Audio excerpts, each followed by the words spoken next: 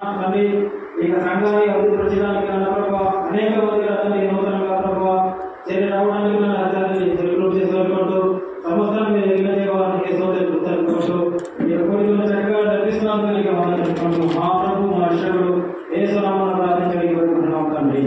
ఆమేన్.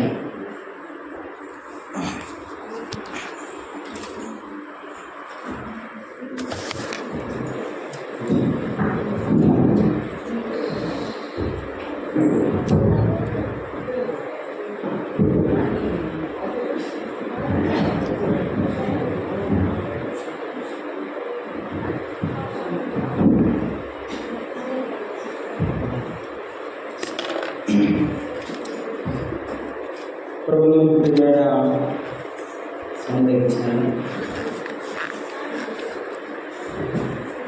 సహోదరి సహోదరులారా, ప్రభువును ప్రియులారా, మన ప్రభువును మన రక్షకుడైన యేసుక్రీస్తు నామములో మీ అందరికీ నా ప్రేమ వందనాలు. పత్రికలో పేరు లేదు, కానీ సీటీ మాత్రం నా మీద పడింది కాబట్టి దైవజనులు మన మధ్య నిలిచి వాక్యం అందించక ముందుగా మనము దేవుని వాక్యం వైపు మన మనసును తిప్పుకుందాం. రూతు గ్రంథము 1వ అధ్యాయము 16వ వచనం నుండి 18 వరకు మనం చదువుకుందాం. రూతు గ్రంథము 1వ అధ్యాయము 16 నుండి 18 వరకు మనం చదువుకుందాం. అందుకు రూతు, నా వెంబడి రావద్దనియు నన్ను విడిచిపెట్టుమనియు నన్ను బతుమాలుకునవద్దు. నీవు వెళ్ళు చోటికే నేను వచ్చాను, నీవు నివసించు చోటనే నేను నివసించదు. నీ జనమే నా జనమే, నీ దేవుడే నా దేవుడు. నీవు మృతి పొందు చోటను నేను మృతి పొందదు, అక్కడనే పాతిపెట్టబడదు. మరణము తప్ప మరి ఏదైనాను నిన్ను నన్ను ప్రత్యేకించిన ఎడల యెహోవా నాకు ఎంత కీడైనా చేయునుగాక అని తనతో కూడా వచ్చుటకు ఆమెకు మనసు కుదిరినదని నయోమి తెలుసుకొనినప్పుడు అందుని గురించి ఆమెతో మాట్లాడుట మానెను. గనుక వారిద్దరూ బెత్లెహేము నాకు వచ్చే వరకు ప్రయాణము చేశారు. ప్రార్థన చేద్దాం. ప్రేమగల తండ్రి, స్తోత్రార్హుడా, మీకు వందనాలు. మీ దాసుల ద్వారా మెరుస్తున్న వర్తమానాలపై స్తోత్రాలు. మా ప్రభువా, ఈ మధ్యాహ్న వేళ మీ వాక్యమును మేము చదువుకున్నాము, మీ వైపు మేము చూస్తున్నాం నాయన. ఆశగల ప్రాణమును తృప్తిపరచు దేవుడా, మీ ఆత్మ సహాయం మాకు దయచేయండి. మాతో మాట్లాడండి. మా ప్రభువా, మీరు మాట్లాడుతున్న ప్రతి మాట మా ఆధ్యాత్మిక జీవితానికి మేలుకరంగా, మీ నామమునకు మహిమకరముగా మాతో మాట్లాడుమని, మహిమ పొందుమని, మా ప్రభువైన యేసుక్రీస్తును ఘనపరచుమని క్రీస్తు యేసు నామమున ప్రార్థన చేయుచున్నాము తండ్రి. ఆమేన్. ప్రభునందు ప్రియులారా, మరి ఇదే స్థానిక సంఘంలో మనం రూతు గ్రంథాన్ని ధ్యానం చేస్తున్నాం. రూతు గ్రంథమునకు 4 పేర్లు మనం పెట్టుకున్నాం.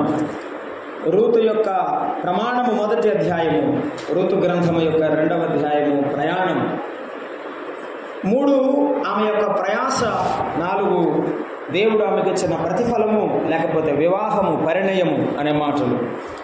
1వ అధ్యాయాన్ని మనం విభజన చేసుకుంటే మొదటి 5 వచనాలు రూతు యొక్క అవసరం, అవస్థల్లో రూతు యొక్క అవసరం ఎందుకు కారణాలు మనము ఆలోచన చేశాం. మనకు కలిగే ప్రతి అవస్థ వెనుక ఒక కారణం ఉంటున్నది. అది నేనా లేకపోతే దేవుని సంకల్పమా మనం అర్థం చేసుకోవాలని. 6 నుండి 15 వరకు రూతు యొక్క అవకాశం. There is an opportunity to leave Naomi. నయోమిని విడిచిపెట్టడానికి ఒక అవకాశం దొరికింది. కాబట్టి రూతు పారిపోయిందా, ఓర్ప పారిపోయిందా? ఓర్ప వెళ్ళిపోయింది, అవకాశం చిక్కింది. కొంతమంది నమ్ముకుంటారు విశ్వాసులు, అవకాశం దొరికితే జంపు. మొదటి సంవత్సరం కనపడినోడు తర్వాత సంవత్సరం ఉండరు, 2 సంవత్సరాల తర్వాత కనపడ్డ ముఖాలు తర్వాత కనపడవు. కొన్ని ముఖాలు అన్ని సంవత్సరాలు బ్రతికినంతకాలం మందిరంలో ఉంటాయి. దేవుడు అంతే, మనకు ఒక అవకాశం ఇస్తాడు. నీకు కలిగేది జీవితంలో ఏ అవకాశం అయినా సరే అందిపుచ్చుకుంటే ఉపయోగం, కాలదన్నుకుంటే నిరుపయోగం. ఇది చదువుకున్న వారికి బాగా తెలుసు, విశ్వాసులు మనకు బాగా తెలియాలి. ప్రభువు మనకు మన జీవితాన్ని దర్శించాడు. కాబట్టి ఆయన మనకు దొరికిన భాగ్యం, అనుభవించడం ఆశీర్వాదం. విడిచిపెడితే నష్టపోతాం, అది మనం అర్థం చేసుకోవాలి. మూడవది 16 నుండి 18 వరకు ఇప్పుడు చదువుకున్న భాగమే రూతు యొక్క ఎంపిక. ద చాయిస్ ఆఫ్ రూత్ అంటారు. మనము ఎవరిని ఎంచుకుంటున్నాము అది ముఖ్యం. ఆత్మీయులనా, శరీర సంబంధులనా, ప్రకృతి సంబంధులనా? నీవెవరో తెలియాలి అంటే నీ మిత్రుడు ఎవరో చెబితే చాలట. నీ స్నేహితుడు ఎటువంటి వాడో తెలుసుకుంటే నీ బుద్ధి నా బుద్ధి ఎటువంటిదో అర్థమైపోతుందన్నాడు ఒక ఆయన. కాబట్టి మన సహవాసం ఎవరైతే మనము వారిమే. కనుక 16 నుండి 18 వరకు చదువుకున్న భాగాల్లో మనము ప్రభువు మనకిచ్చే వర్తమానాన్ని మనం విందాం. చూడండి, 16వ వచనాన్ని మనం జ్ఞాపకం చేసుకుంటున్నాం. ఏమంటున్నది ఆమె? నన్ను విడిచిపెట్టమని బతికాలు కొనవద్దు. అవును, రూతు మోయాబుని విడిచిపెట్టింది. ఎవరిని విడిచిపెట్టింది? మోయాబు. మోయాబు అంటే తన తండ్రి ఇంటి వారు, తన బంధువులు, తన దేశమును, తనకున్న కట్టుబాట్లు, తనకున్న వాటన్నిటినీ కూడా నయోమితో సహవాసం చేయడానికి ఇష్టపడి అన్నీ విడిచిపెట్టి వచ్చింది. కాబట్టి విడిచిపెట్టి వచ్చింది కాబట్టి దేవుడు ఆమెను దీవించాడు. నీవు దేవుని కొరకు ఏదైనా విడిచిపెడితే దేవుడు నిన్ను విడిచిపెట్టాడు సుమా. అర్థం చేసుకుందాం. అది మాట ఆల్రెడీ మనం ధ్యానం చేశాం. అయితే 16లో చెప్తున్నాడు, నీవు వెళ్ళు చోటకే నేను, రూత్ ఏమంటుంది? నీవు వెళ్ళు చోటకే నేను వచ్చేదను. I will follow you. నిన్ను వెంబడిస్తాను. నీవు నివసించు చోటనే నేను నివసించదను. నీతో పాటుగా ఉంటాను. నిన్ను వెంబడిస్తాం కాదు, నీతో పాటు ఉంటాను. 3 ఏమన్నది? నీ జనమే.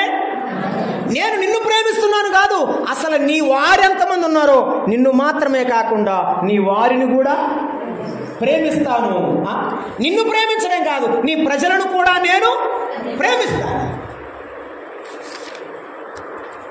ఆ తర్వాత నీవు మృతిబంధు చోటనే నేను మరణము వరకు నీతోనే ఉంటాను అని దాని అర్థం. మరణము వరకు నీతోనే ఉంటాను.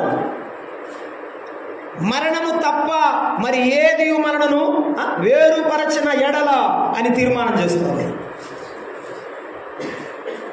మరణము వరకు ఉంటాను అని చెప్పింది. మరి తర్వాత ఆఖరి మాట ఏమని చెప్తుందంటే, నీవు మృతి పొందు చోటనే నేను మృతి పొందుదును, అక్కడనే నేను, చెప్పండి అమ్మా చెప్పండి, అక్కడనే నేను పాతి పెట్టబడుదును. అంటే I will live even after death. నేను చనిపోయినా నా శవము నీ శవం పక్కనే ఉండాలా, అది నా కోరిక. ఆ సమాధిలో నుండి పెడతారు కదా, ఆ పక్క సమాధి ఎవరిదై ఉండాలి? నాదై ఉండాలి. మరణము తర్వాత కూడా కావాలని కోరుకుంటుందే అది ప్రేమ. ఈ లోకంలో ఉన్న ప్రేమను మొఖాన కనబడతాయి, మనిషి దాటిన తర్వాత ప్రేమ. మా తాతయ్య ఏంది 4వ కుమారుడి దగ్గర నుంచి వచ్చేసామంటే ఆ చెరువులో నీళ్లు కెలికలైనరా అన్నాడు. మీ భాషలో ఏమంటారు నాకు తెలియదు. అంతేనా? మురికిలైపోయినాయి ఆ చెరువులో నీళ్ళు, అందుకే ఈ చెరువులోకి వచ్చాను అన్నాడు. అంటే 4వ కొడుకు ఏదో అన్నాడు, నాన్న దగ్గరికి వచ్చారనమాట. ప్రేమ ఎట్లా ఉంటుందంటే, ఒకరోజు కనపడితే బాగుంటుంది, 2వ రోజు అసలు సహించడానికి మనసు ఉండదు, 3వ రోజు ముఖం చూడటానికి కూడా ఇష్టం ఉండదు. మానవుల ప్రేమ లోకంలో ప్రేమలో ఉంటుంది. కానీ ఇక్కడ ఒక విశ్వాసి బలమైన విశ్వాసిని వెంబడిస్తున్న మరొక నూతన విశ్వాసి కనబడుతుంది. అది గుర్తుంచుకుందాం. రూతు నయోమి వెంబడి వెళ్ళడానికి ఇష్టపడుతుంది. మనము దేవుని నమ్ముకున్నాము కదా, దేవుని నమ్ముకుని ఆయన సంఘములో చేర్చబడ్డాం. యేసు ప్రభువుని నమ్ముకుని ఆయన సంఘములో చేర్చబడ్డాం. మనము ఎవరిని వెంబడించాలి? ఇప్పుడు రూతుని గురించి కాదు మనకు ఆలోచన, రూతుని గురించి కాదు ఆలోచన, మనను గురించి. మనము ఎవరిని వెంబడించాలి? రూతు నయోమిని వెంబడించింది, ఆమెకు ప్రయోజనం కలిగింది, వివాహం కలిగింది, బిడ్డలు కలిగారు, దేవుని యొక్క రాజ్యములో వంశంలో చేర్చబడింది. వాస్తవమే, అది ఆమె దీవెన. మరి మన పరిస్థితి ఏమిటి? మనము ఎవరిని వెంబడించాలి? ఎవరిని వెంబడిస్తే మనకు ప్రయోజనం కలుగుతుందో మనం దేవుని వాక్యంలో చూస్తున్నాం. చూడండి, తిమోతికి రాసినటువంటి 2వ పత్రిక 2వ అధ్యాయము 22వ వచనం. మనము ఎవరిని వెంబడించాలి? 2:22. నాకు ఈ మైక్ లేదు, కొద్దిగా సహాయం చేయండి. 2వ అధ్యాయము 22వ వచనంలో మనం చదువుకుంటున్నాం. అక్కడ ఏమనంటే, నీవు యవనేచ్ఛల నుండి పారిపోము, పవిత్ర హృదయులై ప్రభువునకు ప్రార్థన చేయు వారితో కూడా నీతిని, విశ్వాసమును, ప్రేమను, సమాధానమును వెంటాడుము, వెంబడించుము. అమ్మ, ఎవరిని వెంబడించాలి మనం? ఎవరి వెంట వెళ్ళాలి అంటే పవిత్రమైన మనసు గల వారి వెంట వెళ్ళాలి. అర్థమవుతున్నాను అన్నమాట. పవిత్రమైన మనసు, నిష్కల్మషమైన మనసు, తెల్లని పేపర్ వంటి మనసు కలిగినటువంటి మనుషులతో పాటు మనం విశ్వాసాలతో పాటు వెళ్ళాలి. అన్నీ బియ్యమే అంటే కుదరదు. అన్నీ కలగలిపితే కడుపు నొప్పి వస్తుంది. కొత్త బియ్యం అయితే కొన్నాళ్ళు ఆగిన తర్వాత తినాలి. అంతేనా?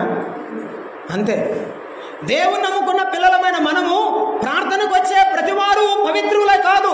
ప్రార్థనకు వచ్చే ప్రతివారు యేసు ప్రభువు నమ్మిన వారు కాదు. అలాగైతే ఏం చేయాలి? చెట్టు దాని ఫలము వలన తెలియబడును గనుక వాని జీవితమును పరీక్షించిన తరువాత, మనము తెలుసుకున్న తరువాత వారు పవిత్రమైన హృదయము గల వారిని ఎంచి వారిని ఏం చేయాలి? మనం వెంబడించాలి.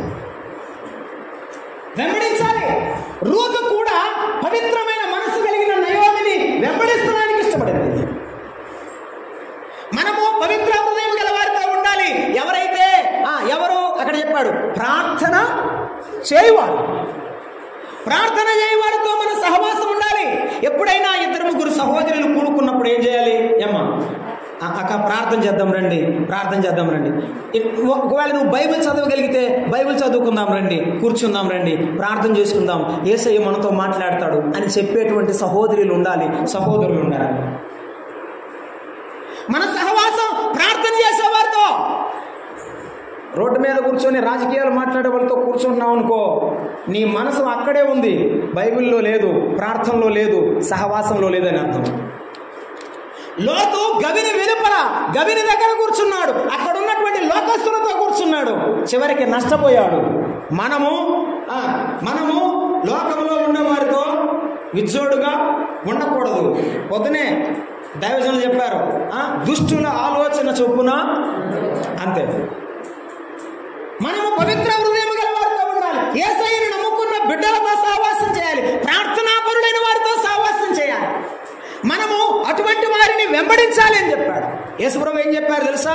అయ్యా, మరి ప్రార్థన వాళ్ళు అంటున్నారు, పవిత్రులు అంటున్నారు, మరి ఎవరిని గుర్తుపట్టాలా, ఎవరంటే ఏంటో నాకు తెలియదు అని అన్నావు అనుకో, 10వ అధ్యాయం యోహాను సువార్త 27వ వచనంలో ప్రభువు చెప్పిన మాట ఏమిటంటే, నా గొర్రెలు నా స్వరమును వినును, అవి నన్ను వెంబడించును. యేసయ్య స్వరం వినే గొర్రె యేసు ప్రభు గొర్రె. యేసు ప్రభు వాక్యాన్ని శ్రద్ధగా వింటూ, యేసు ప్రభు వాక్యం అంటే ఇష్టముతో, తపనతో ఉన్నాడు చూడండి, అటువంటి వారు దేవుని పిల్లలు. గుర్తుపెట్టుకో, ఇదొక గుర్తు. అటువంటి వారి సహవాసం చేయి. ఎగతాళిగా దేవుని పిల్లలను, దైవ సేవకులను మాట్లాడే వారితో సహవాసం చేయొద్దు, భక్తిహీనుడు అయిపోతాం. బైబిల్ గురించి ఎగతాళిగా మాట్లాడే వారితో వద్దు. నా గొర్రెలు నా స్వరం వింటాయి, అవి నన్ను వెంబడిస్తాయి అని చెప్పాడు. ఆయనను వెంబడించే గొర్రెలు ఆయన స్వరాన్ని వినాలి, ఆయన వాక్యాన్ని వినాలి, ఆయన సన్నిధిలో ప్రార్థన చేయాలి, ఆయన సన్నిధిలో పవిత్రంగా జీవించాలి. అటువంటి వారితో వెంబడించాలి. రూతు నయోమిని చూసినది అమ్మ నాన్నను, తల్లిదండ్రులను, బంధువులను అందరినీ విడిచిపెట్టడానికి రూతు యొక్క జీవితం, నయోమి యొక్క జీవితము రూతుకు చాలా చెప్పండి నచ్చింది, వెంబడించింది. మన జీవితం కూడా, యేసు ప్రభువుని నమ్ముకున్న మన జీవితం కూడా ఇంట్లో ఎవరైనా నమ్మకపోతే వారికి చాలా ఇష్టంగా ఉండాలి. ఇంటి దగ్గరికి వచ్చి, అక్క నేను ఎగ్జామ్ రాయడానికి వెళ్తున్నాను, ప్రార్థన చేయనప్పుడు అని అడుగుతారు. ఇంట్లో అక్క నేను ఈ పని చేయబోతున్నాను, అన్న నేను ఈ పని చేయబోతున్నా, ప్రార్థన చేయని అడుగుతారా? అడుగుతున్నారంటే నీవు ప్రార్థన విశ్వాసమని, దేవుని నమ్ముకున్న బిడ్డమని అర్థం. పోతుందిలేనా అమ్మక్క, మా అన్న కూడా పోతాడులేనా అన్నారు అనుకో, అంటే అర్థం ఏమిటి? మన భక్తి మీద వాళ్ళకి నమ్మకం లేదు, నిజమైన విశ్వాసం వారు కనుగొనలేదు. రూతు నయోమిలాని చూసి నీ వెంబడే వస్తానని చెప్పాను. ఏమ్మా మనం ప్రార్థనకు వస్తుంటే మన ఇంట్లో వాళ్ళు మనమిడ వస్తారా? రారా? రావాలి. అందుకే యేసుక్రీస్తు ప్రభువారు ఒక మాట చెప్పారు. యేసు ప్రభువారు మనకి ఇచ్చినటువంటిదే మాదిరి. పేతురు రాసిన మొదటి పత్రిక 2వ అధ్యాయంలో 21వ వచనంలో పేతురు రాస్తున్నాడు. భక్తుడైన పేతురు భక్త కోటికి రాస్తూ 2:21లో చెప్పిన మాటను మనం జ్ఞాపకం చేసుకుంటున్నాం. ఏమనంటే పేతురు పత్రిక మొదటి అధ్యాయము 2వ అధ్యాయం మొదటి పేతురు పత్రిక 2:21 ఏమన్నాడు? క్రీస్తు కూడా మీ కొరకు బాధపడి మీరు తన అడుగు చాడల యందు నడుచుకున్నట్లు. ఎవరు మన మాదిరి? చెప్పాలి అందరూ గట్టిగా చెప్పండి అందరూ. ఎవరు మన మాదిరి? యేసయ్య మన మాదిరి. మనము ఎవరి బిడ్డలం? గట్టిగా చెప్పండి అమ్మా. అంతే, ఇకేం అనుమానం లేదు. మనము యేసయ్య బిడ్డలం కాబట్టి మన మాదిరి ఎవరు? పాదిరి. గట్టిగా చెప్పాలా? యేసయ్య మాదిరా పాదిరి మాదిరా? యేసయ్య మాదిరి. పాదిరికి కూడా యేసయ్య మాదిరి. కాబట్టి ఏం చేయాలి? మనం ఎవరి మాదిరిని అనుసరించాలి? చెప్పాలి. యేసయ్య మాదిరిని అనుసరించాలి. ఏం చేశారంటే యేసుప్రభు వారు ఆ అడుగు జాడలు అడుగులో అడుగు వేసుకుంటూ ముందుకెళ్ళిపోయాడు. ఆ అడుగులు 2024 సంవత్సరాలైనా కూడా ఇంకా కనబడుతున్నాయి. కాబట్టి మనం ఏం చేయాలి? ఆయన అడుగులో అడుగు వేసుకుంటూ ముందుకెళ్ళాలి. ఆయన ప్రేమ అనే అడుగు నేర్చుకుందాం. ఆయన సహనం అనే అడుగు నేర్చుకుందాం. చిన్న పిల్లలు తప్పటి అడుగులు వేస్తారు కదండి. వేసేటప్పుడు ఒక అడుగు పట్టుకోవడం సిగ్గుపడవచ్చు, కింద పడతాడు, మళ్ళీ పైకి తెలుస్తాడు. మనమేమో చెయ్యి పట్టుకుని నడిపిద్దాం అనుకుంటాం. కానీ వాడు చెయ్యి లాక్కొని ముందుకు నడుపుతూ ఉంటాడు. నడిచేటప్పుడు వాడు చాలా సంతోషం ఉంటాడు. ఎందుకని? నేను నడుస్తున్నాను అని కదా.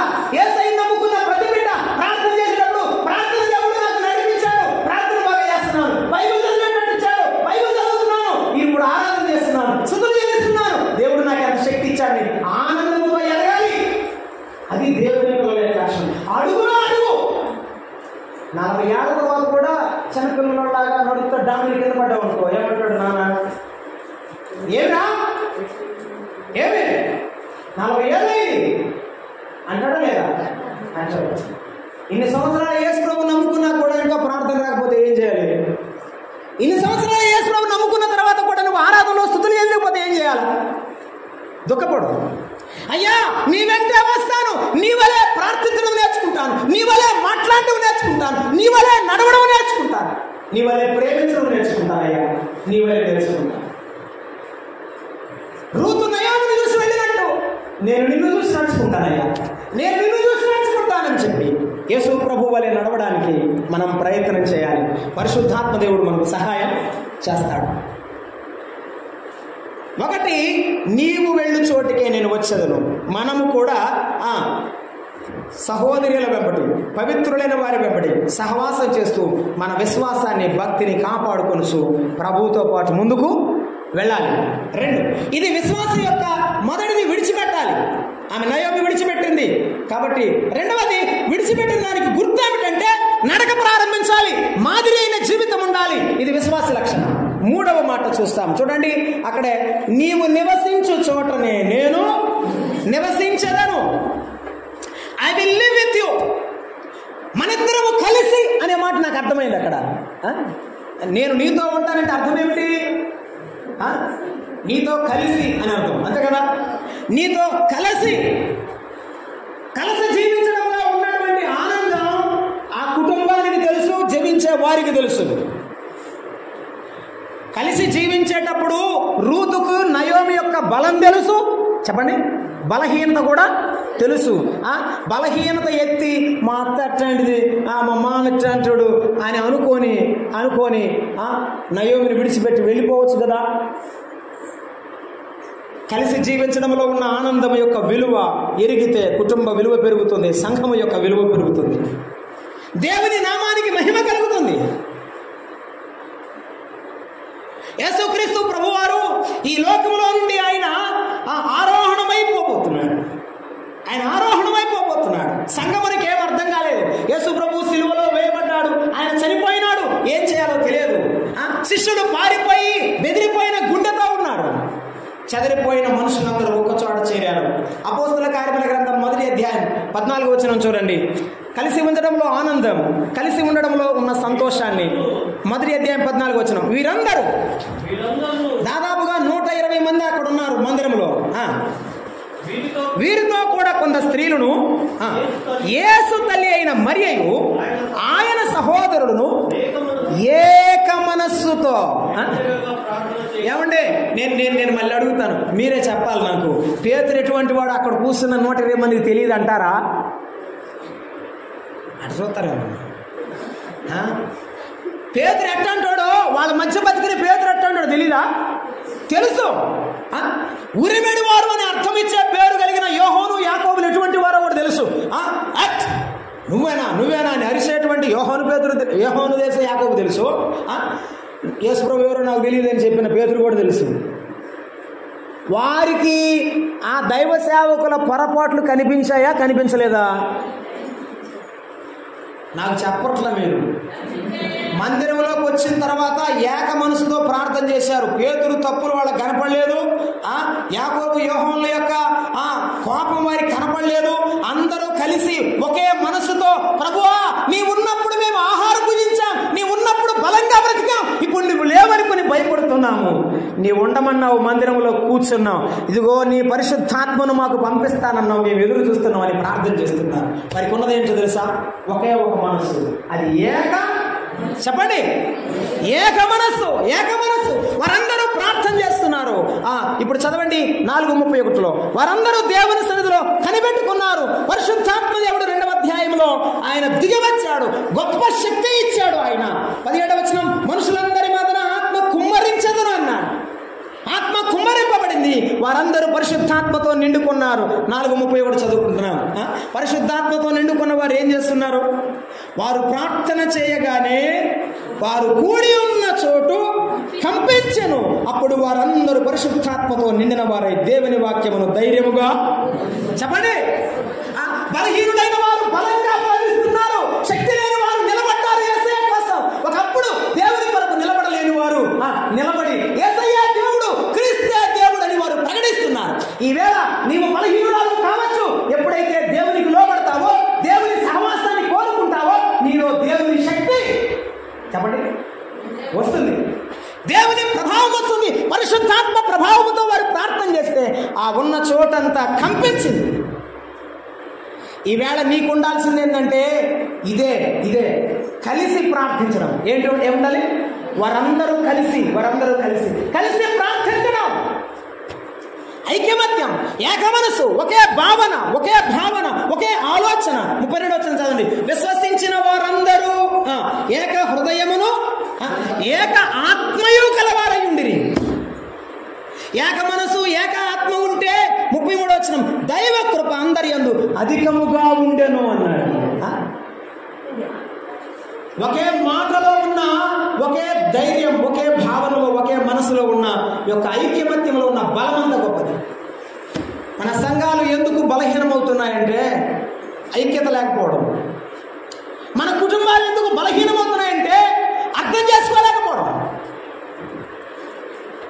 ఒకరినొకరు అర్థం చేసుకుంటే అదే జీవితం. నా తల్లి వంటి దానమని రూతు ఎంచుకున్నది కాబట్టి హత్తుకొని అత్తతో పాటు నడిచింది. నా తల్లి లేకపోయినా పర్వాలేదు, నా అత్త నాకు చాలు అనుకుంటేనే నడిచింది. నా అన్నదమ్ముడు పాట పడాలి, ప్రార్థన చేయాలి, నేను పాట పడాలి, ప్రార్థన చేయాలి, మేమందరము కలిసి నిలిచి సువార్త ప్రకటించాలి, దేవుని నామం మహిమపరచబడాలని కోరుకోవాలి ప్రతి విశ్వాసి సంఘములో. ఏ ఒక్కరి వల్ల జరిగేది దేవుని పని కాదు, అందరూ చేస్తే జరిగేదే దేవుని పని. నీతో నేను నివసిస్తానని ఒకే మనసుతో కలిగి ప్రార్థన చేస్తుంది. 5వ అధ్యాయం అపోస్తల కార్మిక గ్రంథం 12వ వచనంలో మనం చదువుకుంటున్నాం. 5వ అధ్యాయము అపోస్తల కార్మిక గ్రంథం 12వ అధ్యాయం. ప్రజల మధ్య అనేక సూచక్రియలు మహత్కార్యములను అపోస్తలుల చేత చేయబడుచుండెను. మరియు వారందరూ ఏక మనస్కులై ఆ సొలొమోను మంటపములో ఉండిరి అన్నాడు. వారందరూ ఏక మనస్కులై ఆయన ఆలయంలో కూడుకున్నారు. ఆరాధనలో ఏక మనసు, ప్రార్థనలో ఏక మనసు, స్వార్థ ప్రకటించడంలో ఏక మనసు. మన ఇంట్లో పెళ్లి జరుగుతుంటే ఏం చేస్తాం? ఏందమ్మా ఏ పెళ్లి చేయాలా అట్లా చూడలేదండి. మన ఇంట్లో పెళ్లి జరుగుతుంటే ఏం చేస్తాం? ప్రతి ఇంటికి వెళ్ళి డోర్ కొట్టి అక్క నా కొడుకు పెళ్లి 2 పాటు ఇస్తావు కదా, ఇస్తా లేదా? రమ్మని బతిలాడతావు. ఒకవేళ వాళ్ళు బిట్టోళ్ళు అయితే మొండోళ్ళు అయితే బతిలాడు వస్తావు. ఎందుకు? నైట్కి రావాలన్నారు. అలాగే ఎక్కడైనా సంఘంలో కుటుంబ ప్రార్థన జరుగుతుంది, ఏం చేయాలి? అక్కడ వారి కుటుంబ ప్రార్థన వెళ్ళాలండి. అందరం చూసుకుని వెళ్ళాలేదా? నా పని నా భయం నా సంఘంలో పెట్టుకొని ఎవరు కనపడకూడదు, నేను ఎవరు చూడకూడదు, తలవేసుకుని కావచ్చా? అలా రావచ్చా? సంఘం అంటే కాదు, మనమందరం కలిసి ఉండే సంఘం, మనమందరం కలిసి దేవుని వెళ్ళే సంఘం, కూడుకోవడం సంఘం, కలిసి ఉండడం సంఘం. ఇది దేవుని ఆత్మీయమైన కుటుంబం. రూతు నయోమి ఒక కుటుంబం అయితే మనమందరము దైవ, చెప్పండి అమ్మా, మనమందరం దేవుని కుటుంబం. ఈ కుటుంబంలో ఉన్న మనమందరము అక్క చెల్లెండ్రము, అన్నదమ్ములం, అంతే. ఈ అనురాగం ఆప్యాయత కలిసి ఉండడంలోనే ఉంది. ఒక్కొక్కరికి ఒక్కొక్క పరిమాణం ఉన్నది కాదని నేను అనను, కానీ సామర్థ్యాన్ని బట్టి దేవుడు వరాలు ఇస్తాడు. కానీ మనమందరం ఒక కుటుంబం, గుర్తుంచుకోవాలి. మొదటిది, నీవు వెళ్ళు చోటికి నేను వచ్చేదను అంటే మనము పరిశుద్ధులను వెంబడించాలి, పవిత్ర హృదయులను వెంబడించాలి, ప్రార్థనాపరులను వెంబడించాలి. రెండవది, నీవు నివసించు చోట నేను నివసించదను అంటే అర్థం ఏమిటంటే నేను కలిసే ఉంటాం. ఏమిటి చెప్పండి అమ్మా? కలిసే ఉంటాం. ఈ కలిసి ఉండడంలో ఉన్న బలం అది. 18వ అధ్యాయం అపోస్తల కార్యముల గ్రంథంలో అకులా ప్రిస్కిలను గురించి రాయబడిన మాట. వారు ఇటలీ నుండి కొత్తగా వచ్చిన వారు అన్నారు. దేశాలు మారినా భార్యాభర్తలు ఇద్దరిలో మార్పే లేదు. నమ్ముకున్న ఇద్దరు ఒకే మాట మీద, ఒకే అడుగులో, ఒకే బాటలో ముందుకెళ్లారు. భార్యాభర్తలు అంటే అలా ఉండాలి, అన్నదమ్ములంటే అలా ఉండాలి, అక్క చెల్లెండ్రంటే అలానే ఉండాలి. ఎవరికైనా బాధ వస్తే సంఘంలో ఏం చేయాలి? సంఘం అంతా కూర్చొని కన్నీరు గార్చి ప్రార్థన చేయాలి. నాకు కాదులే, వారికి వచ్చింది అనుకోవద్దు. మూడవ మాట చూడండి, మూడవ మాట మనం చూద్దాం. రూతు గ్రంథము మొదటి అధ్యాయంలో మనం జ్ఞాపకం చేసుకుంటున్నాం. రూతు గ్రంథము మొదటి అధ్యాయము 17వ వచనం మనం చూస్తున్నాం. నీ జనమే నా జనము అంటున్నారు. నీ జనమే నా జనము. అసలు నీ ప్రజల్ని నేను ప్రేమిస్తాను, నిన్ను ప్రేమిస్తాను అన్నది కదా. మీరు నాకు చెప్పండి, యవన బిడ్డలు, యవన సహోదరులు కానీ యవన సహోదరులు కానీ పెద్దలైన వారిని, వృద్ధులైన వారిని ఇష్టపడతారా?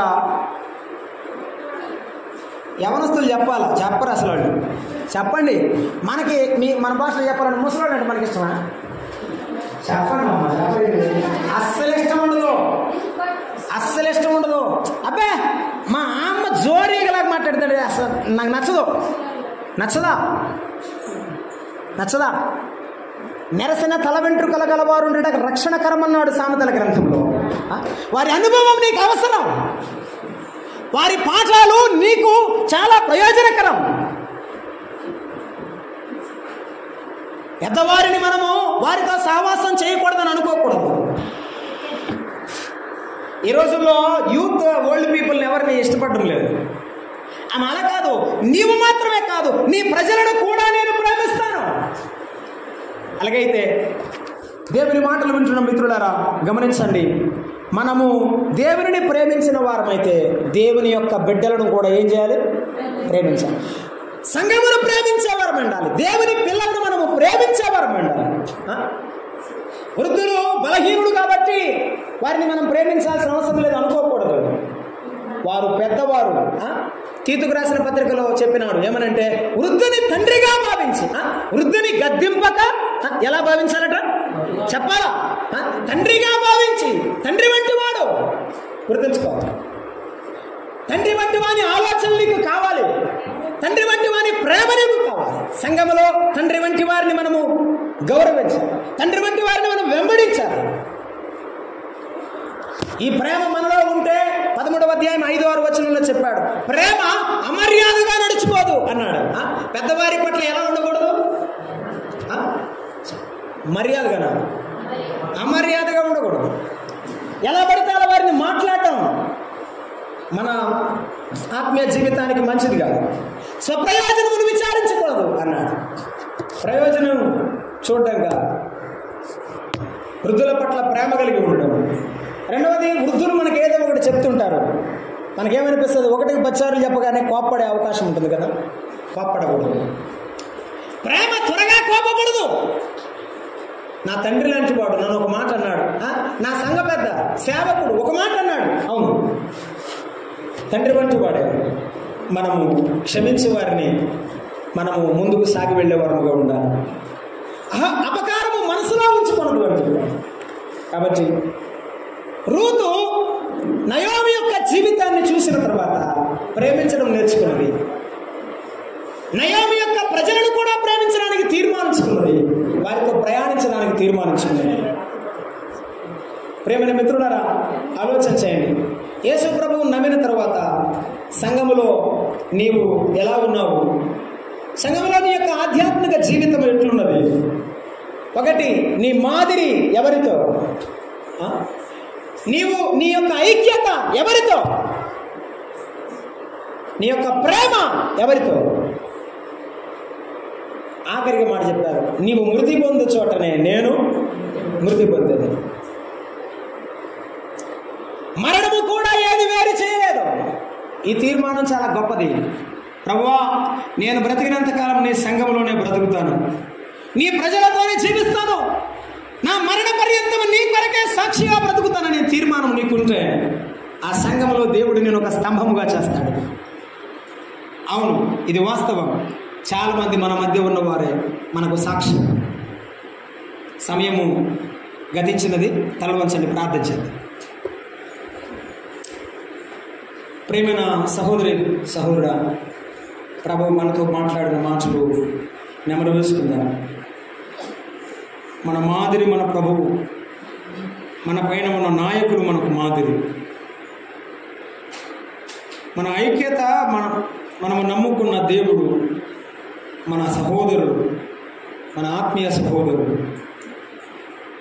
మన ప్రేమ దేవుని ప్రేమ అయి అనేకుల మధ్య ఉండనట్లుగా ప్రభు వైపు చూస్తుండగా ప్రభు మనతో మాట్లాడిన మాటల విషయమై ఆలోచన చేద్దాం. దయగల తండ్రి, కృపగల దేవా, మీకు వందనాలు.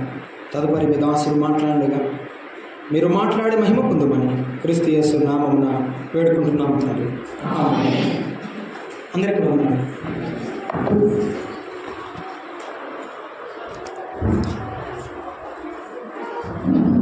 ఇదివరకు దేవుని దాసులు